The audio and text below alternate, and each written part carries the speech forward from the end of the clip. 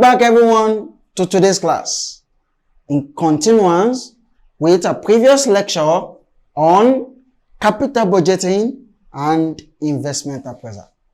So, get a cup of coffee, get some snacks, and relax as we enter into the anchoring of today's lecture on capital budgeting. So, initially, we conclusively end the last series on the definition of payback period. While today, we will be hinging and we'll be enumerating and expanding more on what is the concepts that surrounds capital budgeting. What are the merits? What are the demerits of payback period in capital budgeting? So firstly, for the purpose of today's class, I'd like to initiate and commence the class by looking at the analytics or the formula of payback period. The payback period, even as we have looked at the definition in previous series. Now, how do we compute our payback period? If you don't forget, I mentioned and say that most of the time, if virtually not all the time, payback period is computed in years. That is, the number of years it will take a project, an investment, or a capital expenditure to recoup back what we have incurred or expended on it, the number of years. Then, what is the formula? The formula is the cost of investment, that is your initial outlay. So, anytime the examiner gives you an illustration or an example and you want to compute, you are actually instructed to appraise the investment using the Pbp techniques. The first thing that needs to strike your mind or that you need to take into cognizance is what is the cost of investment. In other words, what is the initial outlay? In other words, what is the initial outflow? So, after getting the cost of investment, then we need to get what is the annual cash flow. In other words, what is the annual cash proceed? Or what is the annual cash savings? So, whatever we are going to get as a proceed, as a return, as at times, the question can be tested in form of a savings. So, whatever we save from the investment is also a return, is an inflow to us. For example, if investment in project Z would save us a loss of 50,000 naira, which should have been incurred if the project is not embarked on. That 50,000 naira, that caveat, we actually factor it into the returns that we're actually going to make on that project Z. Because without the project, we'll actually have incurred that loss. So, the formula is very simple. According to what I said, all non-DCF methods are very simple and straight to the point. Payback period equals cost of investment, COI, which is also the same thing as the initial outlay, IO, divided by the annual cash flow or the annual cash proceed or the annual cash savings. Whatever you get, express it in years is the payback period. For example, if we have something like 40,000 naira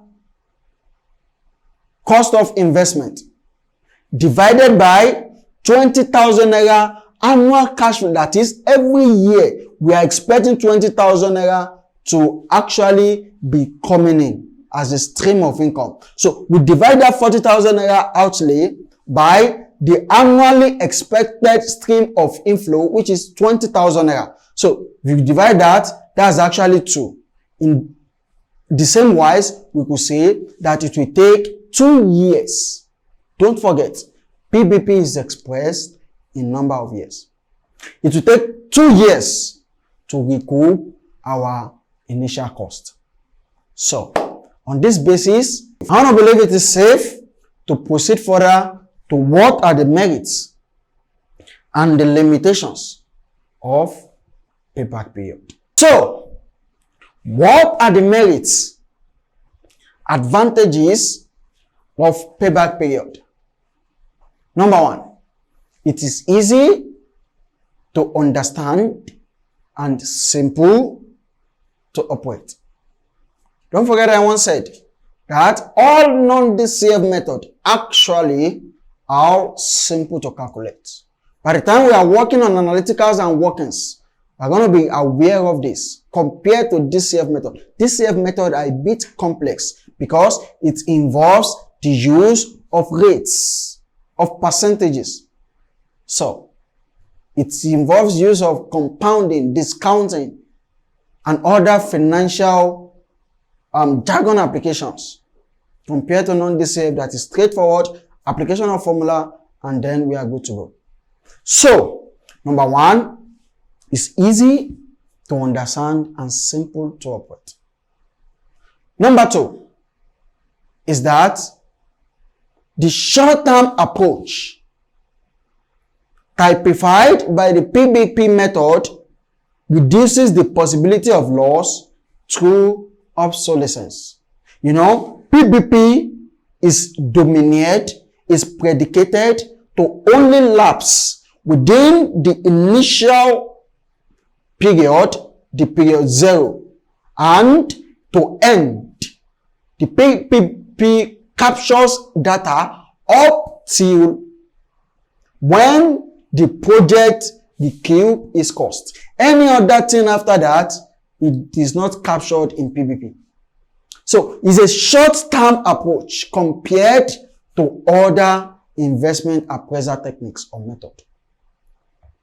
But what are the demerits? What are the limitations of Pbp method? Number 1, it ignores cash flow beyond the payback period. I hope you get that.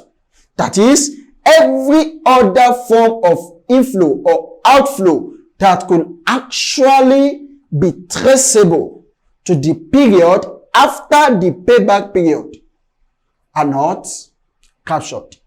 They are actually ignored.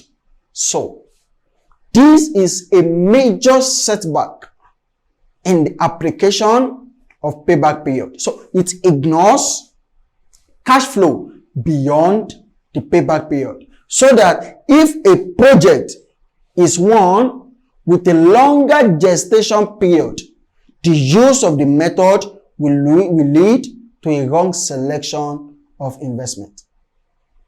So, the axiom behind this is simply that the Pbp only captures cash flows, either inflow or outflow, that is within the payback period. Anything after the payback period, the Pbp does not capture it. So, and who knows, maybe if actually after the payback period, that's when the investment is actually going to boom. That's when the investment is actually going to boom. That's when the investment is actually going to be in its peak period. But unfortunately, the informations, the data that payback period can present to the management only ends where the period of cost is actually recouped. So, another basic or significant limitation of payback period is that payback period for ranking investment proposal does not take into account the time value of money. Don't forget I once mentioned that this is common to all non-DCF method. Payback period, PBP, fails to take into account the period of time over which an investment is likely to yield savings. It fails to take into account the principle, the concept of time value of money.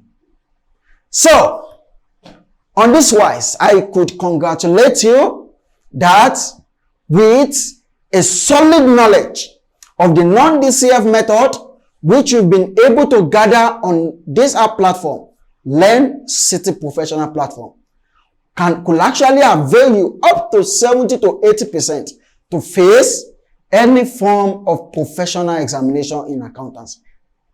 So welcome to the groom and to the coalition of professionals.